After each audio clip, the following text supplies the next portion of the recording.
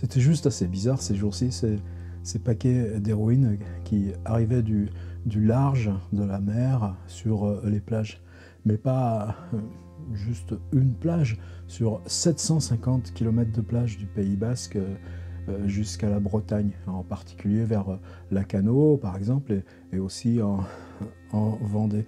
Alors là, moi je ne prends pas souvent les faits divers, mais cette histoire de truc, combien de...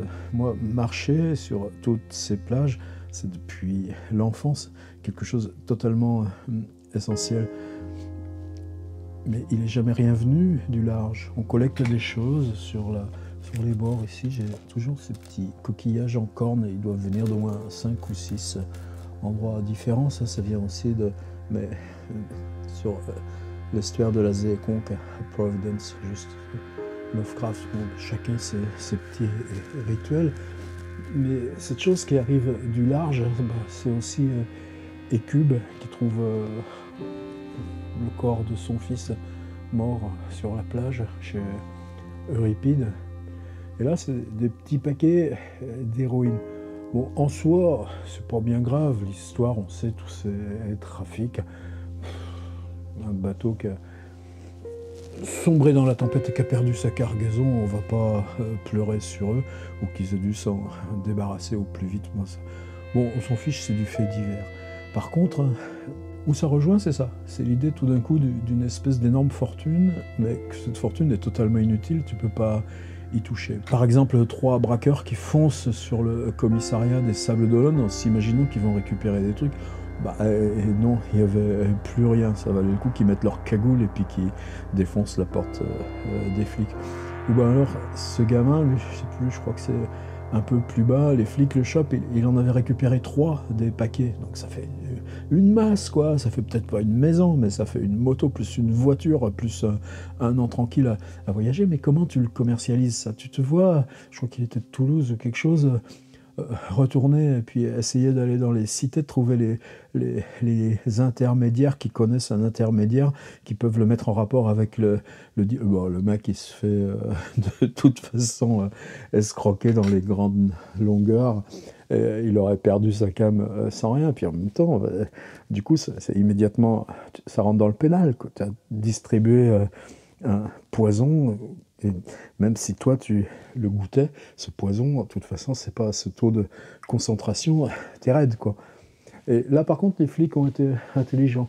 Ils lui ont signifié une interdiction de reparaître. Il disait quoi, le gamin? Oh, mais j'avais l'intention de les rapporter à la police. Tu parles. Alors, j'en parle parce que, du coup, les endroits où la mer déballe ces petits paquets de merde, mais tous les matins, ils envoient des hélicoptères, ils envoient des trucs, ils passent à pied, je ne sais pas comment ils se débrouillent, mais enfin, en tout cas, ils essayent de les récupérer avant que les gens mettent la main dessus. Et dans ces cas-là, si la mer a envoyé 2 ou 3 machins comme ça, ils ferment la plage. Là, moi, je suis pas d'accord. La plage a toujours été ouverte à ce qui vient de loin, même si c'est une petite limule qui vient s'échouer. J'aime pas cette idée qu'on nous enferme, nous, dans nos rives, sans pouvoir accéder à nos plages. Après, tu lis Chamoiseau, c'est toujours comme ça que lui, il a perçu la rive de sa propre île, une fermeture par rapport à ce qu'il y a de l'autre côté de l'horizon.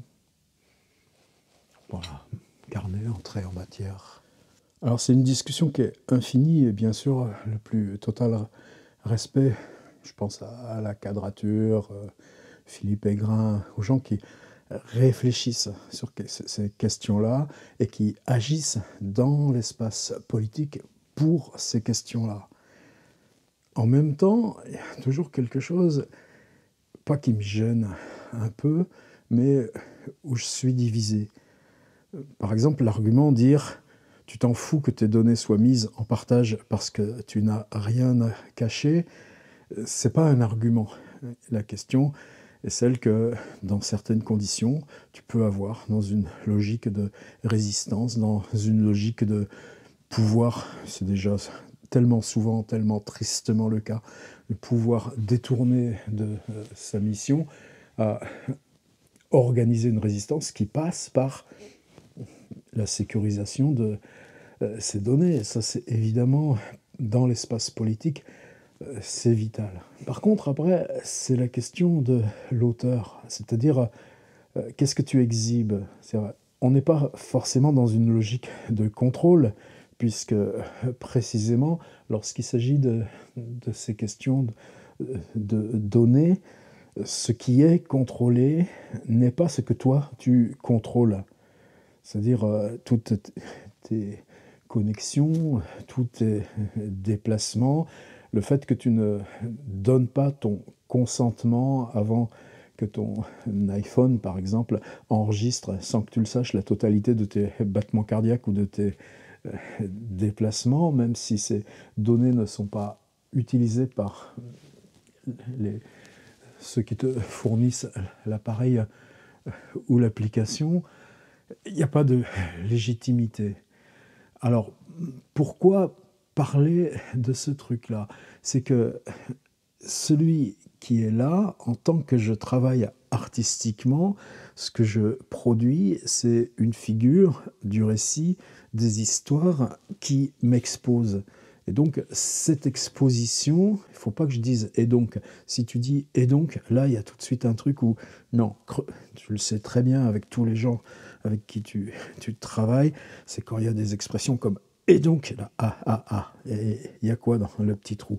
Ben, il y a ça dans le petit trou, c'est-à-dire que ce que tu exposes, c'est précisément cette partie privée que tu essayes de maintenir sous contrôle pour chercher en quoi ce que tu es d'histoire participe du travail collectif permanent sur l'inconscient ou le fantasme ou l'imaginaire. Et donc cette notion d'exposition, elle est ce qui te traverse par le dos. Donc tu cherches en permanence dans l'écriture, dans l'image, à ce qui traverse ton récit, ton image fixe, ton film, soit plus large que toi et embarque ce que, à l'intérieur de toi, tu ne maîtrises pas. Là, je crois que je suis à peu près clair. Et donc, cet espace de données fait partie de mon corps organique. Et j'ai curiosité de ce que je suis en tant que corps de données, et un corps de données que j'ai encore, moi, à découvrir. Par exemple, j'avais supprimé mon abonnement Spotify parce que je voulais l'abonnement YouTube Premium qui me supprime les pubs. Je ne pouvais plus supporter ces pubs compte tenu de l'usage assez intense que je fais de YouTube. Et il y a une application qui s'appelle YouTube Music qui a à peu près le même répertoire que Spotify. Simplement, l'avantage aussi, c'est de proposer les versions live ou vidéo en même temps que les versions album. Donc cette question de l'écoute, est-ce qu'elle est vidéo, est-ce qu'elle est seulement audio, est-ce que je me concentre dans une attention à 3 minutes sur une vidéo plutôt que laisser filer un truc audio pendant certaines types de tâches ménagères ou artisanales à l'écran, pas l'écriture. Bon, tout ça, c'est des questions. Puis finalement, j'ai craqué parce que quoi? L'algorithme de ce YouTube Music est beaucoup plus sommaire que l'algorithme Spotify. Le principe de l'algorithme, c'est qu'il vous présente ce qu'a priori, il juge être de votre sphère d'affinité. Donc, il vous conforte et il vous amplifie dans ce qu'a priori est le contraire de ce qu'on fait dans la bibliothèque, ce contraire de ce qu'on fait par n'importe en se confiant à la sérendipité, c'est-à-dire pratiquer l'écart.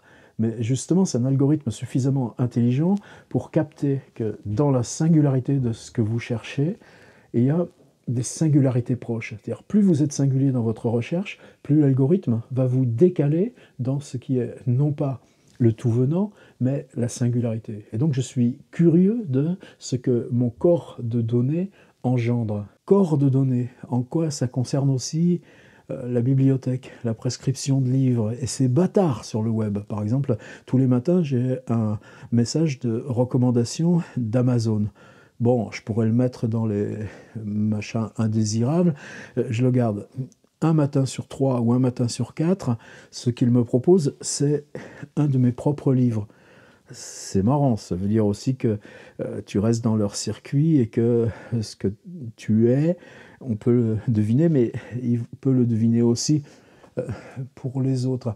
Mais cette bibliothèque, donc en gros, jamais je ne me confie à ce qu'Amazon me préconise pour guider mes achats, mais la singularité que j'utilise pour aller chercher un truc rare, un truc d'occasion, pas seulement chez Amazon, dans un ensemble de moteurs de recherche, quand je cherche un truc indisponible ou un truc épuisé, ou un truc en tout cas qui m'apporte là sur tel domaine de réflexion, c'est à partir de ce corps de données que dans les prescriptions qui proposent les choses juste à côté, juste voisines de ta recherche, que tu vas trouver l'écart qui n'était pas ce que tu avais pensé. Pas plus sur ce terrain, non pas que ce soit un terrain vaseux, parce que politiquement, par exemple, j'ai une énorme confiance dans le travail de cette figure éminente qu'est Philippe Aigrin, la quadrature du net,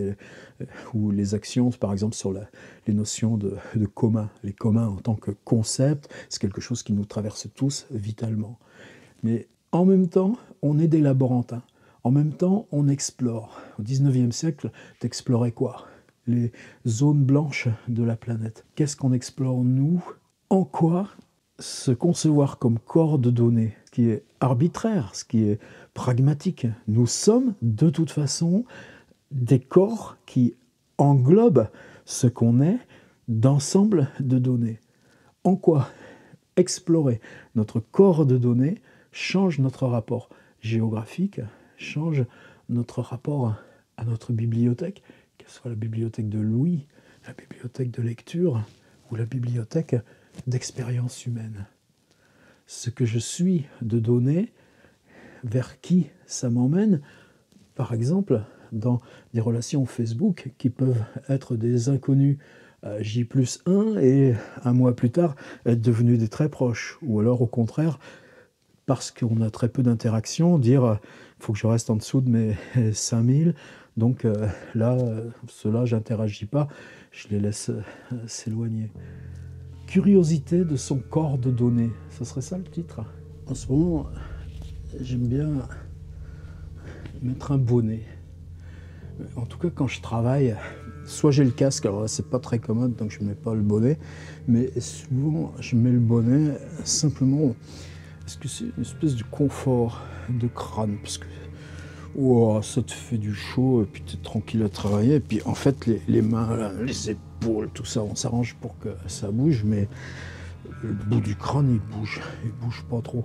Alors j'aime pas parce que ça pourrait faire un peu Michel Tournier avec sa calotte, ou alors ça fait les youtubeurs à la mode avec leur petit bonnet comme ça. Comme en ce moment c'est l'hiver et puis que j'aime pas trop chauffer, respirer le chaud, dans ma piole je suis avec un pull et j'aime bien mettre mon bonnet, mais je me sentirais un peu ridiculos si chaque fois que je faisais YouTube pour défendre un bouquin dans ma rubrique jeux des livres, je mettais mon bonnet à parler du YouTube. Donc on va là. Là, c'est ma position d'écriture, aller avec ce machin-là sur le ciboule. De quoi que je voulais parler? Toujours de cette question qu'on est, de notre devoir d'explorateur. Ça a l'air un peu con comme ça, mais les usages déterminent les poussées latérales ou les changements par le milieu du web. Par exemple, 2008, on commence à s'inscrire sur Twitter. On ne voit pas trop à quoi ça nous sert. En gros, ça fait 2 ans qu'on est sur Facebook. Facebook devient un petit peu un truc un peu trop général. Sur Twitter, on retrouve un truc très, très pointu entre micro-communautés. C'est plus le cas maintenant. Et, bon, j'avais essayé aussi du coup de retrouver ces communautés très pointues là dans ces autres machins, là, ces Twitter privés, mais bon, j'ai laissé un peu tomber.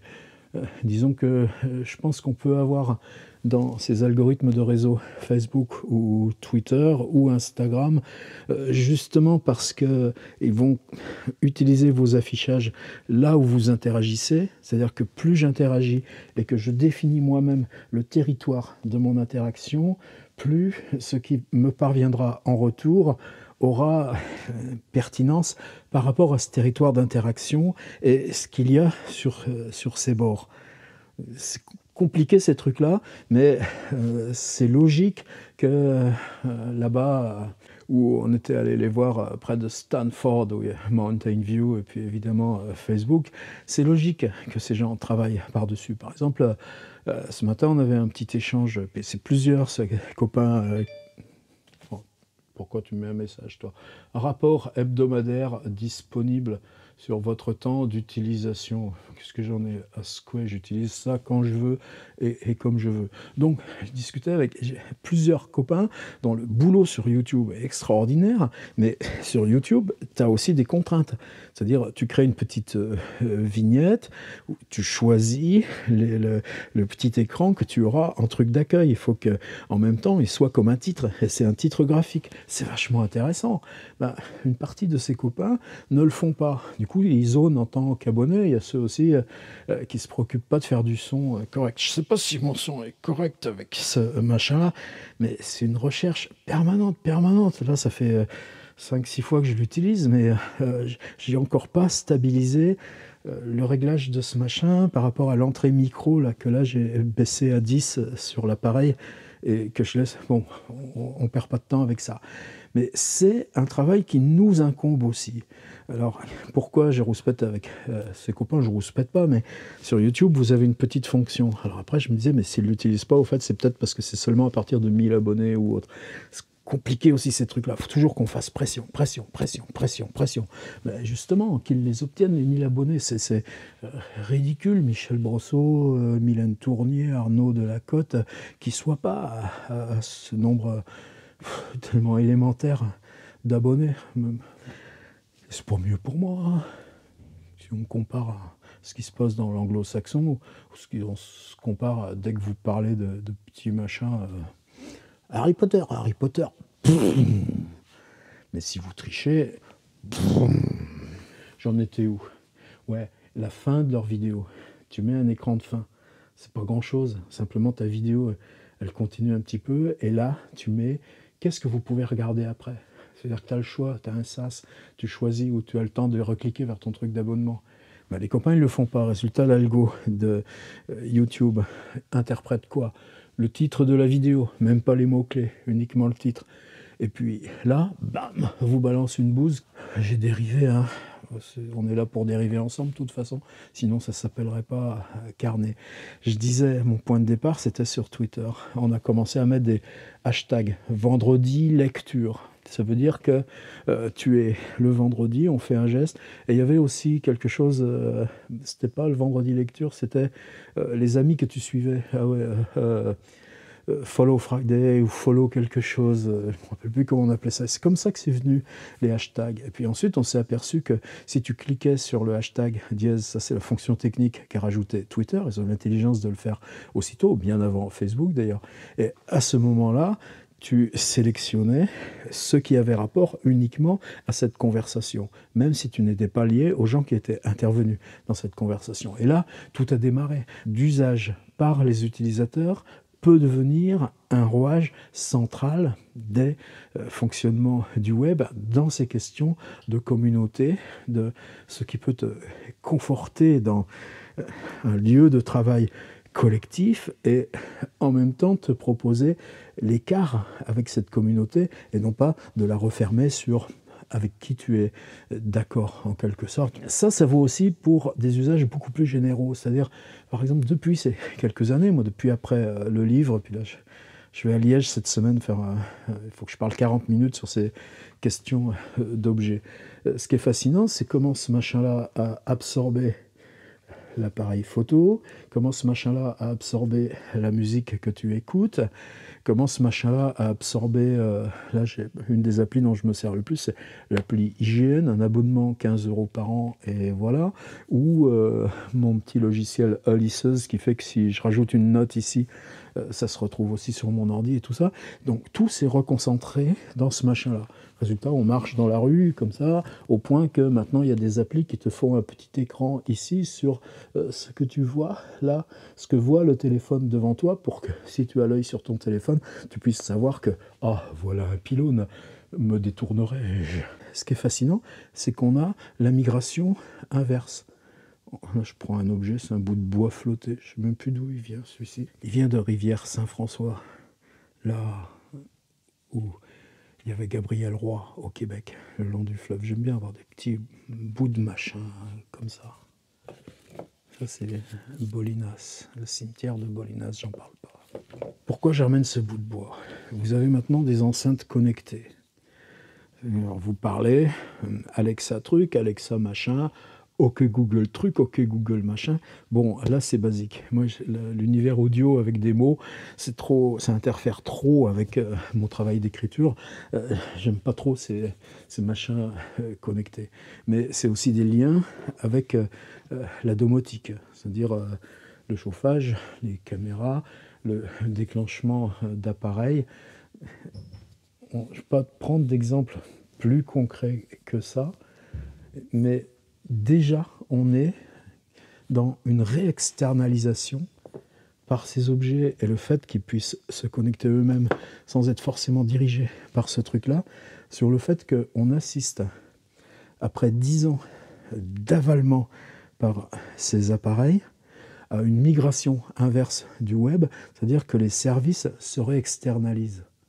C'est peut-être là, bon, sans entrer dans les réflexions sur le fait que moi, par exemple, je ne me sers pas de ça ni comme caméra, ni comme appareil photo. Ça a de l'importance en tant que tel, ben, peut-être à terme, parce que ces appareils Kindle, tout ça, qui ont réavalé notre bibliothèque avec du numérique, comment peut-être ça aussi va pouvoir se réexternaliser directement par nos lunettes.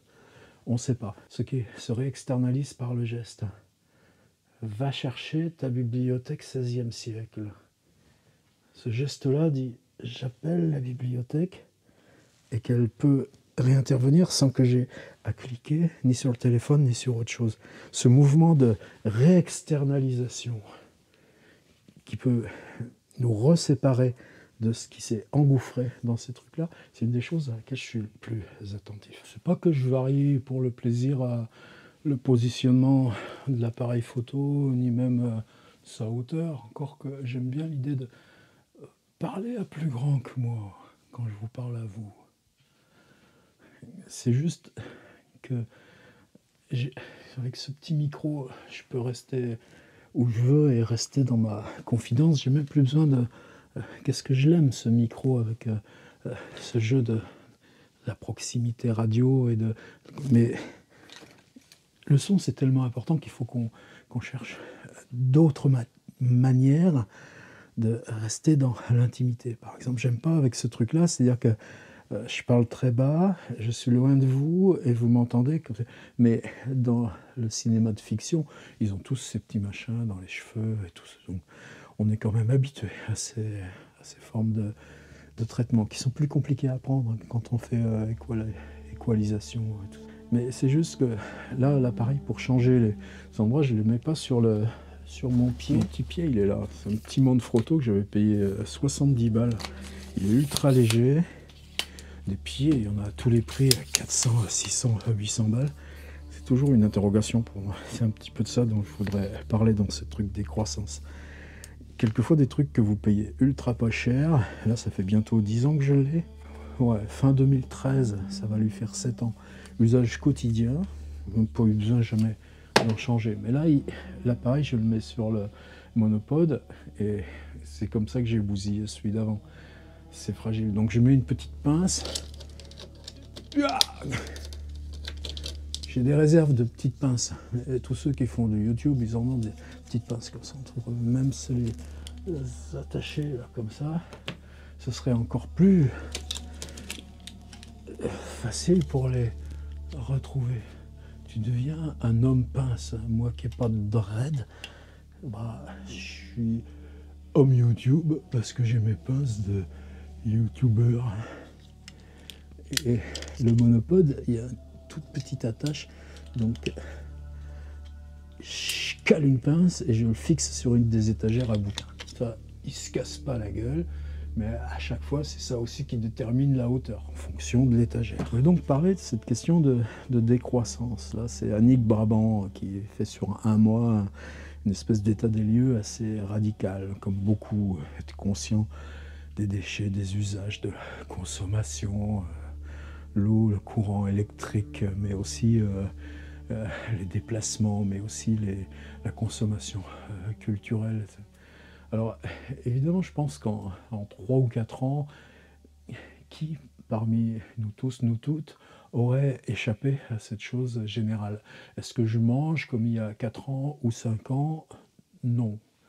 Est-ce que le chemin que j'ai fait, par exemple, par rapport à la consommation de viande, qui s'est énormément...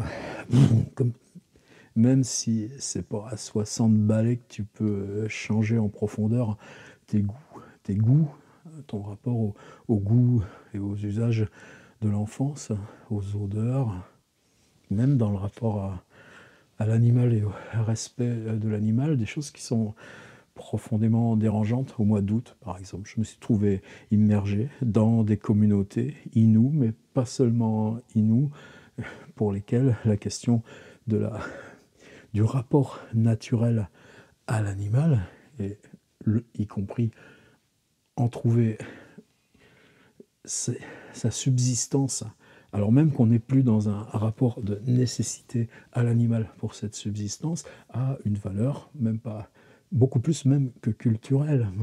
On n'entre pas dans ces choses, c'est pas mon propos. On a tous chez nous des tas de bouquins sur cette question. Est-ce que je suis militant pour... Non, j'ai des copains sur le web qui sont et des personnes dont je me sens très proche, qui interviennent constamment là-dessus. Donc j'ai besoin de leur appui, j'ai besoin de leur lecture, j'ai besoin de leurs informations. Est-ce que j'en fais pour moi un usage aussi radical qu'eux? Non, et je l'assume comme tel. Alors, ce qui est valable pour l'alimentation, évidemment, c'est valable pour l'ensemble. Est-ce que je me fais d'écart pour les vêtements? Mais ça, est-ce que c'est quelque chose qui est lié à un principe de décroissance et de consommation? Non, c'est que j'ai jamais été trop capable, puis que ça m'a toujours été une corvée, ou pire des corvées, autant que les questions en ce moment d'URSSAF et d'AGESA, que d'aller s'acheter un pantalon ou des chaussures. Donc j'en tire pas ni glorieux, ni idéologie. La question, c'était plus en quoi cette décroissance elle implique une responsabilité individuelle. Ma bagnole, elle est là.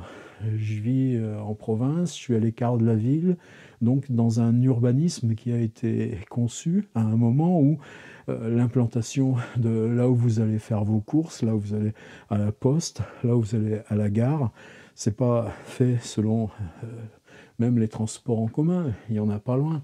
Mais si je reviens de Paris, je reviens à 20h30.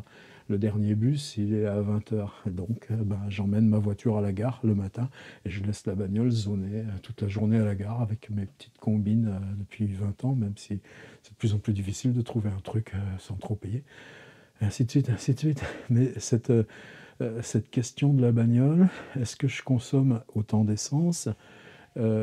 Comment je suis par rapport à l'idée de maintenir en état le plus longtemps possible la vieille bagnole? Est-ce que ça participe de l'idéologie de la décroissance, d'un mélange de tout ça, ou de quelque chose qui change progressivement, y compris par rapport à la précarité du travail d'artiste, et que c'est pas avec l'écriture que tu payes ta thune ni tes pleins d'essence? C'est compliqué. Donc, de toute façon, tu n'en tires pas gloriole. Tu constates simplement que tes usages sont plus responsables. Est-ce que ça te gêne chez les copains ou pas, cette notion que la radicalité de cette responsabilité est une pique qui doit contribuer à peut-être pas faire basculer, mais au moins élargir le cercle du questionnement dans notre situation d'anthropocène où le risque énorme de la planète folle. Alors par exemple, tous les jours sur Instagram, je vais voir où est en ce moment, elle est en train de naviguer je crois qu'elle est partie de Baltimore, elle va à la COP25 à Madrid, et des amis ou des gens, je crois que simplement, des gens se sont proposés pour la convoyer en catamaran. Greta Thunberg, qui est toujours infiniment souriante, infiniment ouverte, quand il n'y a pas Donald Trump qui passe à côté en la méprisant. Parenthèse, je la clôt. Donc se dire ma responsabilité individuelle par rapport à la responsabilité collective. Vous voyez tous ces cargos qui tournent sans arrêt autour du monde à toute allure, qui consomment à eux seuls ces cargos, ces trucs, ces porte-containers, 40% de l'énergie fossile, alors que voitures et tout ça, on doit être à 15 ou 20%. Ces bateaux de croisière qui, à eux seuls, pour un marché complètement parasite, mais avec la rançon, par exemple, dans la région, qu'à Saint-Nazaire, il n'y a que ça qui assure la survie et la tradition d'un lieu qui s'est toujours construit, ville sur la mer, par ces chantiers maritimes. Est-ce qu'il ne serait pas plus logique d'aller couler tous les bateaux de croisière pour en faire des nichoirs à poissons, même où on s'aborde en continu les stocks halieutiques, avant de dire où est-ce que tu vas dimanche avec ta bagnole, est-ce que tu peux pas aller à pied juste là à côté? Et idem pour l'avion. Je suis très heureux d'aller en Jordanie au mois de mars, je ne vais pas y aller en bicyclette. Alors ce sera encore une fois un peu bâtard dans ce carnet, c'est-à-dire dire à la fois le respect que j'ai à tous mes amis véganes, travaillant la décroissance, travaillant le zéro déchet, travaillant d'autres manières relationnelles. En même temps, ce qui est non pas ma résistance, mais ce qui est aussi une limite, c'est-à-dire à quel moment, dans cette résistivité politique aussi, on a besoin des meilleurs outils. Je suis content que Greta Thunberg soit sur un catamaran, non pas confortable, mais au moins dans des conditions de bonne sécurité. Moi, je suis content là d'avoir un appareil photo, et puis des petits gadgets qui me permettent de pouvoir parler, échanger dans des conditions correctes. J'ai besoin de ces outils. Sans doute, je consomme par exemple de l'espace serveur avec mes stockages et diffusions vidéo. Et dans la masse d'électricité que je peux consommer ici, qui est plutôt elle aussi à se tasser, je pense que ces machines que j'utilise en consomment la plus. Mais j'ai pas de perceuse électrique. Je fais pas usage à titre personnel de la télévision ni de la radio. Je lis pas de journaux. Donc mon usage de l'écran internet, évidemment, c'est pour consomme, mais c'est plus un déplacement et une rétreinte de consommation. Mais là, on n'est pas dans le truc de cette interrogation sur la décroissance. Ce que je veux dire, c'est cette question de la nécessité de l'outil. Et que je me centre encore, y compris dans ma détermination politique, qui a comme corollaire ou contenu que dans mon espace réseau, je m'exprime sur la littérature et non pas sur ce tout venant du politique que je garde pour mon espace citoyen et non pas ma présence littéraire ici. Bon, c'est tout ça un petit peu qui va ensemble. Où j'en suis avec la consommation d'eau, responsable. Où j'en suis avec les déchets, responsable. Où j'en suis avec la bagnole et la barbaque, il y a une limite. Comme ça. Et pourtant, qu'est-ce que j'ai appris à manger autrement? Alors on est d'accord tous que l'enjeu, c'est la fiction. Il n'y aurait pas YouTube qui serait de la tchatch, et puis à côté, le cinéma qui garderait l'espace de la fiction. Notre tâche, c'est de faire naître la fiction au cœur des usages.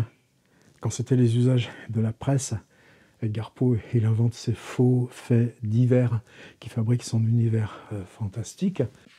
Quand l'usage, c'est d'apprendre par les livres les côtés inconnus du monde, eh bien, on invente les récits de voyages imaginaires. Et c'est des fonctionnements qui remontent même loin avant Jules Verne.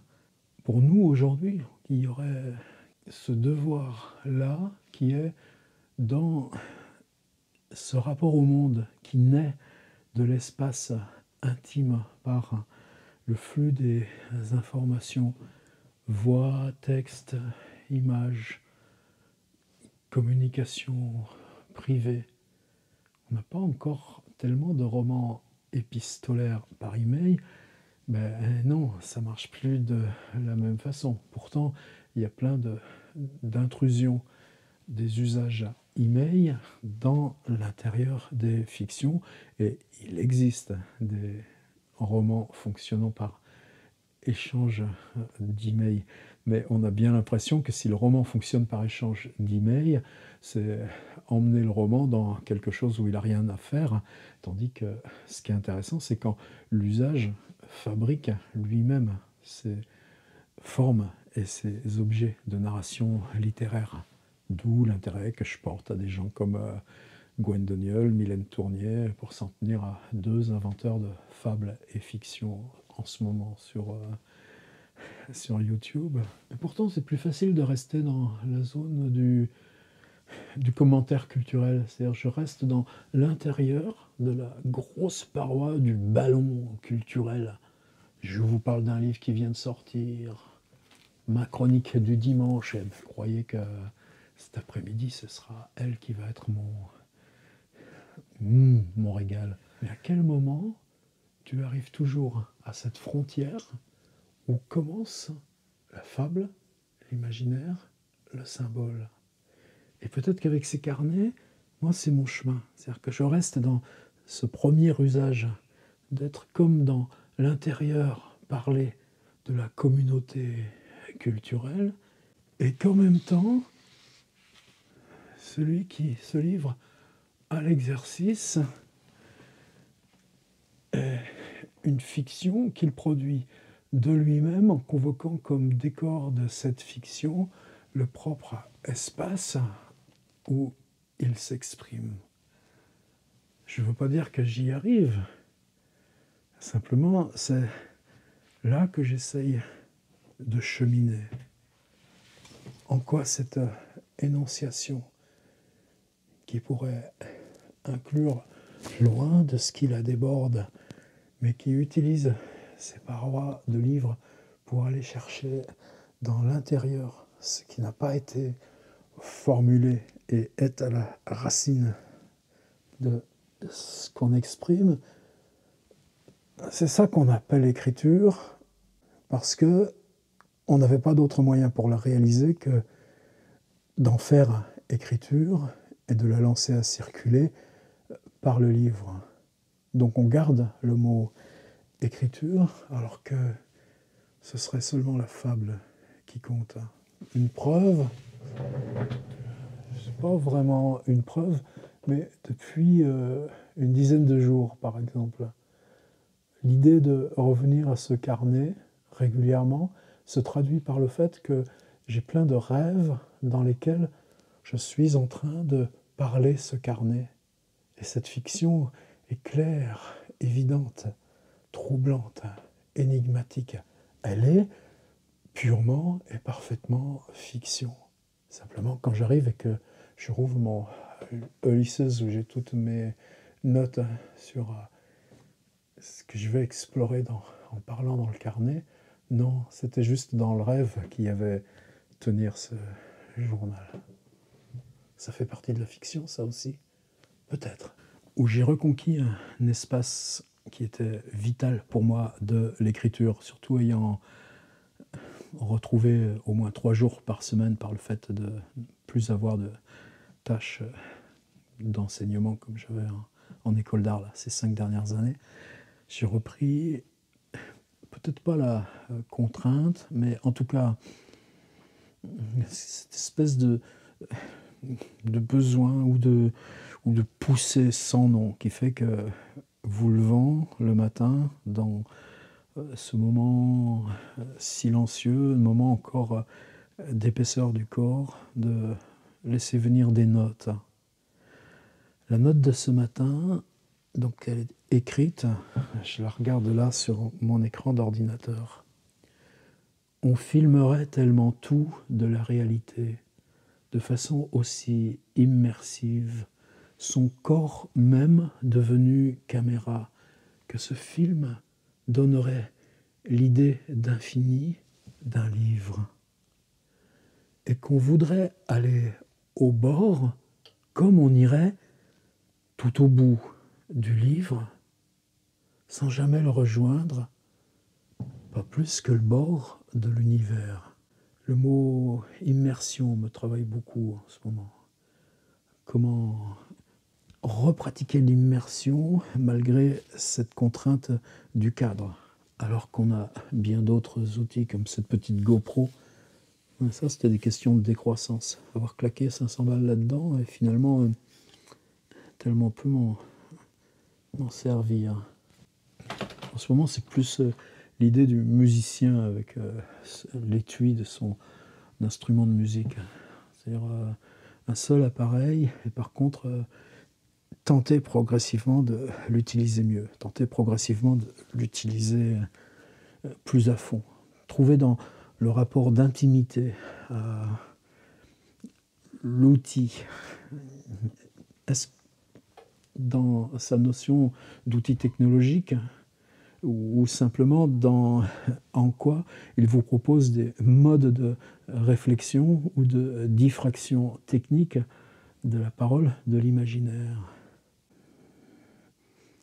Là, c'est un moment de stand-by quand je ne sais plus quoi dire dans les vidéos, je m'autorise du silence. Après, au montage, ça me fait rire un peu des fois. C'est machin où j'attends ma propre parole, je les coupe en général. Là, celui-ci, je ne pourrais pas le couper puisque, paradoxalement, il se nomme en même temps. Mais cette idée du livre qui est infini par la relecture ou parce qu'on n'a jamais fini de le lire, que ce soit Saint-Simon, que ce soit Under the Volcano de Malcolm Lowry, que ce soit Don Quichotte, que ce soit Proust, l'idée de livre, quand vous êtes en train de marcher le livre dans l'intérieur, l'idée que vous rejoindrez jamais le bord du livre, qu'il est capable de toujours se reproduire lui-même à l'infini, et que c'est ça, cette sensation-là, que vous cherchez précisément par le lire, et qu'on voudrait la voir, peut-être maintenant aussi en ramenant le monde à nos usages ici de récits d'images. Est-ce que ça, c'est un changement dans l'écriture, qui a des précédents dans le film, et où la métaphore du livre reste pertinente, y compris pour ce travail d'énonciation et fiction qu'on fait ici par le film. C'est ça aussi le paradoxe. Quand j'écrivais cette phrase ce matin sur mon écran, je me suis dit, mais si tu l'écris, tu ne pourras pas la réimproviser. Il ne faut pas que tu la laisses simplement dans l'idée vague. La seule expression aurait pu être bord infini du livre, ou bord du livre sans jamais le rejoindre, ou tout filmé, fantasme du livre, image immersive, allégorie du livre. Peut-être là, à ce moment-là, j'aurais pu... Alors qu'en fait, d'avoir écrit cette phrase, est-ce que ce qui est lu dans une vidéo garde cette même force? On filmerait tellement tout de la réalité de façon aussi immersive, son corps même devenu caméra, que ce film donnerait l'idée d'infini d'un livre et qu'on voudrait aller au bord, comme on irait tout au bout d'un livre sans jamais le rejoindre, pas plus que le bord de l'univers. C'était mes carnets de cette semaine. très touché de votre écoute. C'est ça le paradoxe. On fait cette expérience seule. Elle ne mène qu'à plus seul encore. Mais par la médiation de cette instance de publication qui en fait un tous et toutes. À la semaine prochaine.